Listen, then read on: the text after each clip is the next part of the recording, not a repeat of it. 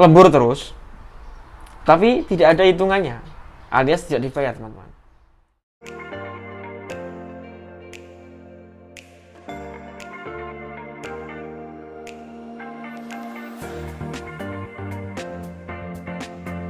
Bismillahirrahmanirrahim. Assalamualaikum warahmatullahi wabarakatuh. Apa kabar teman-teman? Jumpa lagi dengan vlog saya, yaitu Dance Channel.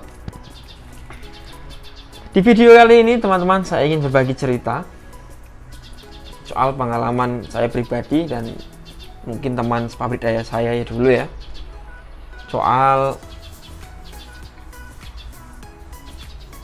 suka atau tidak suka, suka atau dukanya di Korea ya. Bahwa mungkin kalau teman-teman mengira, atau mungkin teman-teman dapat informasi dari saudara, teman-teman atau yang keluarga yang ada di Korea ya, bahwasanya katanya di Korea itu amat sangat menyenangkan, kerjanya enak, terus gajinya gede, kerjanya cuma pencet-pencet doang, gajinya besar gitu. Itu hanya omongan yang sukanya doang ya teman-teman. Bahwasanya di Korea itu juga ada yang namanya duka ya.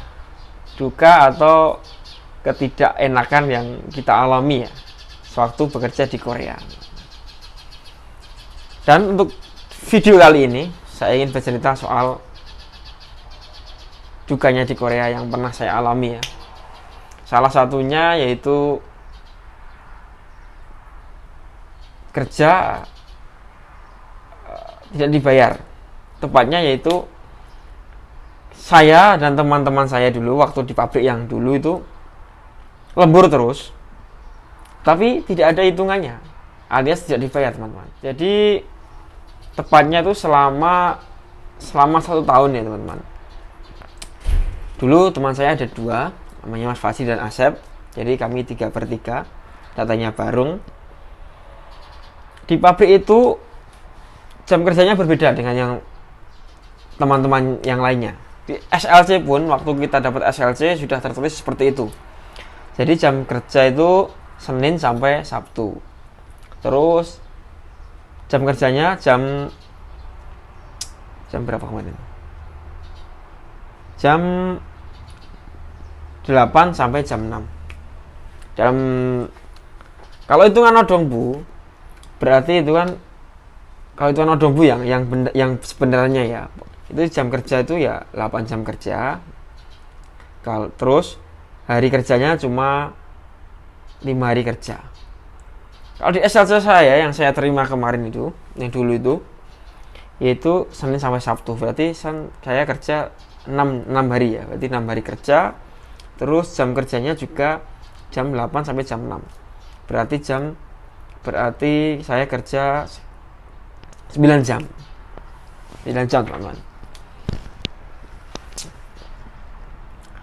Kalau dihitung-hitung itu sebenarnya ya, yang sebenarnya setelah saya konsultasi dengan shelter, mereka dihitung-hitung berarti itu kan aturan odongbu itu kan 8 jam kerja dan 5 hari kerja ya. Berarti saya itu lembur dalam 1 minggu itu lembur 1 hari. Itu hari Sabtunya itu dihitung lembur harusnya. Terus yang jam kerjanya juga yang setelah 8 jam atau yang jam berikutnya, 1 jam berikutnya itu berarti hitungannya lembur teman-teman. Jadi itu hitungannya berbeda lagi. Harusnya yang gaji yang saya terima itu harusnya gaji pokok plus lemburan harusnya, yaitu setiap hari lembur 1 jam dan lembur hari Sabtu. Itu harusnya yang saya terima atau yang kami terima itu harusnya seperti itu. Tapi dalam kenyataannya ya teman-teman, yang saya terima itu cuma gaji basic doang, gaji pokoknya doang. Jadi lembur itu tidak ada hitungannya sama sekali teman-teman. Bayangkan, itu saya alami seperti itu selama 1 tahun 3 bulan ya teman-teman. Saya mengalami seperti itu. Jadi selama 1 tahun 3 bulan itu saya cuma menerima gaji basic doang. Padahal saya datang ke Korea itu bulan 3 akhir 2018. 2019 dan sampailah beranjak ke tahun berikutnya itu 2019. Nah, di tahun 2019 ini gajinya naik, teman-teman. Gajinya naik. Tapi ya dalam kenyataannya ya sama aja, yang saya terima juga sama. Tetap basic tahun 2018. Padahal aturan Nodongbu sudah berbeda. Setelah itu saya dapat pertama, tapi seperti itu saya alami ya, teman-teman. Saya alami selama 1 tahun 3 bulan. Nah, waktu dapat 6 bulan saya sudah konsultasi dengan shelter. Saya tanya, harusnya tuh kami dapat berapa dengan jam kerja yang seperti itu, terus gaji yang harusnya didapat itu seperti apa, seperti berapa gitu kan. Nah, setelah dihitung, pokoknya intinya satu kurang tuh, jadi yang tidak dihitung ya itu gaji lemburan yang 1 hari 1 jam itu, sama lemburan hari Sabtu itu tidak dihitung. Nah, setelah itu, tapi waktu itu karena kurangnya informasi ya, teman-teman, terus saya lapor ke shelter, yang saya laporin itu juga kurang ada tindakan ya, teman-teman. Ya akhirnya kami bertiga, saya dan kedua teman saya itu ya bertahan gitu loh. Masanya kita mikirnya kan di sini ke Korea itu kan tidak mudah, butuh modal, berkata pengorbanan waktu, pengorbanan biaya kan. Jadi kan ya ditantanin ya disyukuri gitulah, daripada di rumah ya masih bingung, berkata kerjaan tidak punya kan, ya mending di Korea walaupun dapatnya cuma gaji basic doang atau gajinya tidak benar, ya dipertahanin gitu. Tapi ya itu lama kelamaan ya, walaupun makan hati juga sih sebenarnya ya, antara tahan dan tidak tahan, ya ini ditahan-tahanin karena dapat 6 bulan juga our shelter juga tidak ada, kurang respon, kurang tindakan ya.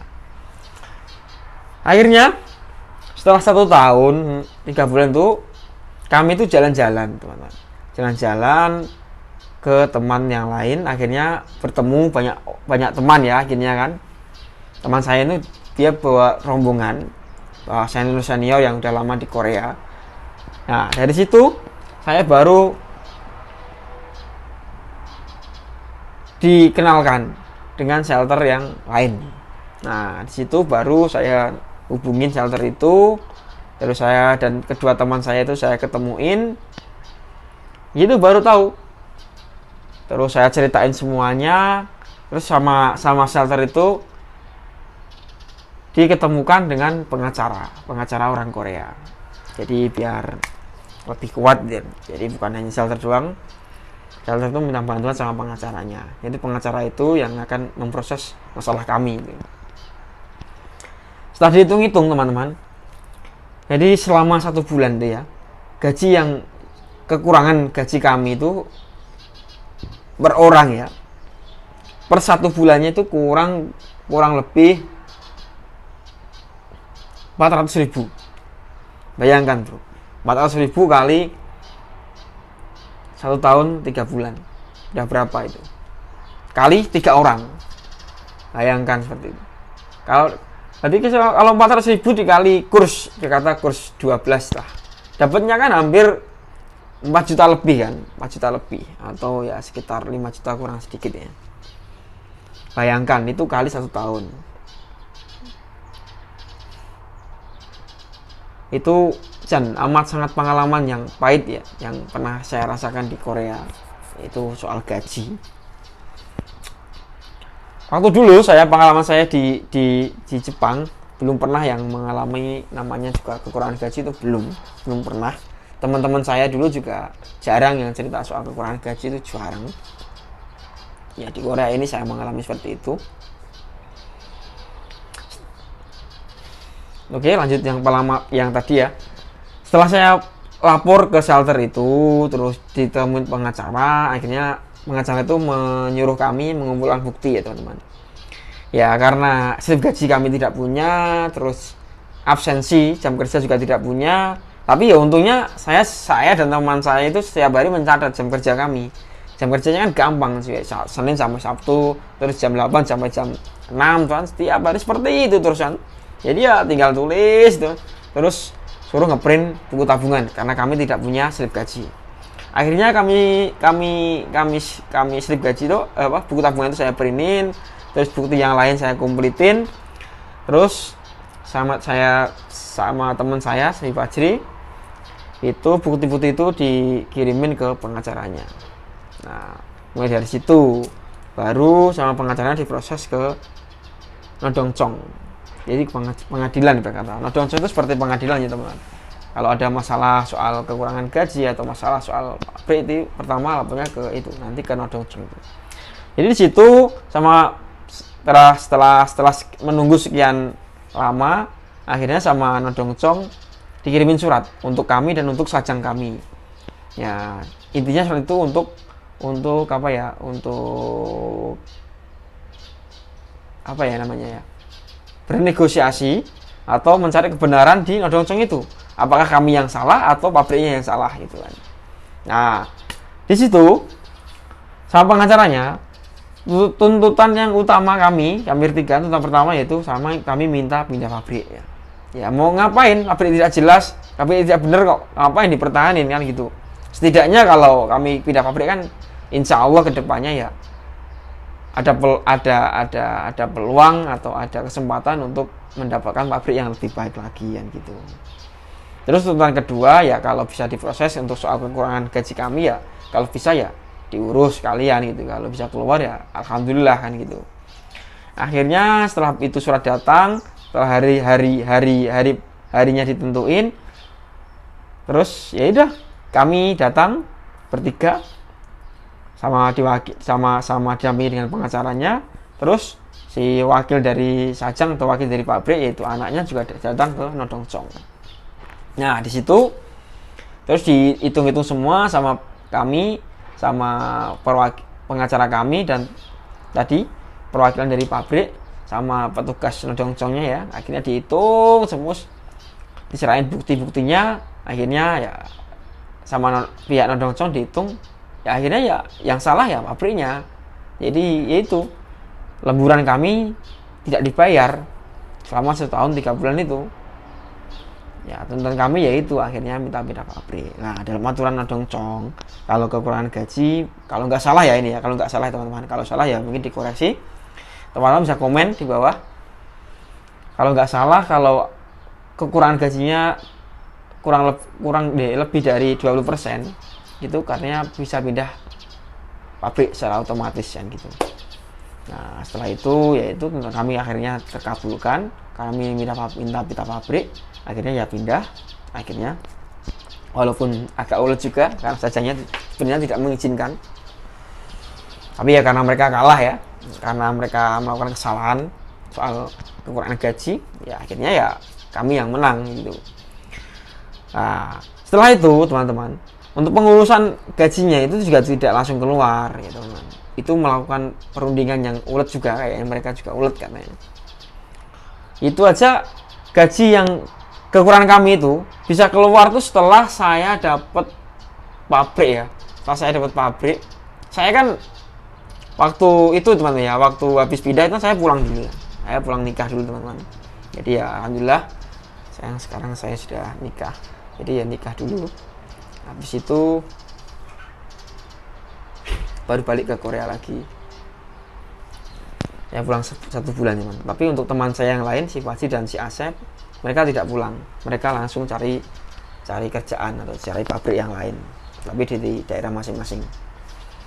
Nah setelah itu teman-teman, jadi ya saya tunggu-tunggu kok nggak ada kabar soal kekurangan gaji kami kemana, gimana. Saya tanyakan ke shelter itu yang membantu kami itu, ya jawabannya ya katanya ya belum ada kabar dari pengacaranya kayak gitu. Akhirnya setelah 1 bulan 2 bulan akhirnya saya dapat pekerjaan, balik lagi ke Korea setelah nikah itu ya, dapat pekerjaan lagi dan bekerja, baru saya dapat kabar dari shelter yang membantu saya tadi itu ya. Mereka mencari kami, katanya ada informasi penting dari pengacaranya. Ya ternyata yaitu infonya katanya pabriknya itu meminta nego. Nah dari situ saya baru tahu kekurangan kami ya. Total kekurangan kami itu 3 orang, kalau tidak salah itu sekitar 28 juta won. Bayangkan teman, 28 juta won kalau itu dirupiahin antara sekitar hampir berapa ya teman-teman? Ya sekitar 270 juta won lah, ya juta rupiah lah. Nah, jadi sekitar 270 juta, tapi dibagi 3 orang. Nah, di situ kata pengacaranya, pabrik itu kan karena katanya sedang mengalami kesulitan dana. Nah, mereka tidak sanggup membayar segitu. Mereka hanya sanggup membayar sekitar 20 juta saja. Ya, setelah saya pikir-pikir, setelah saya berunding dengan teman saya tadi, yang kedua orang tadi, ya nggak masalah lah. Jadi walaupun cuma dapat 20 juta, tapi dibagi 3 orang, masih nanti dipotong sama untuk pengacaranya juga ya. Masalahnya perjanjian kami kalau bayar pengacaranya, kalau kekurangan kami itu keluar 10%-nya untuk pengacaranya. Nah, jadi ya 20 juta dipotong 10%-nya, dan sisanya untuk kami 3 orang. Ya, alhamdulillah keluar semuanya, akhirnya ya beres. Ya seperti itu teman-teman ya, pengalaman kejamnya di Korea ya. Jadi bahwasanya di pabrik Korea itu tidak semuanya baik, ada juga yang bermain nakal ya. Jadi masalahnya mereka menganggap kita itu kadang orang bodoh, tidak tahu aturan. Jadi ya kurangnya informasi kadang gitu. Ya jadi kadang menganggap kita itu seperti itu, akhirnya ya mereka melakukan yang namanya kecurangan. Ya saya doakan semoga teman-teman yang ada di Korea ataupun dimanapun teman-teman bekerja, tidak ada yang mengalami seperti saya ya.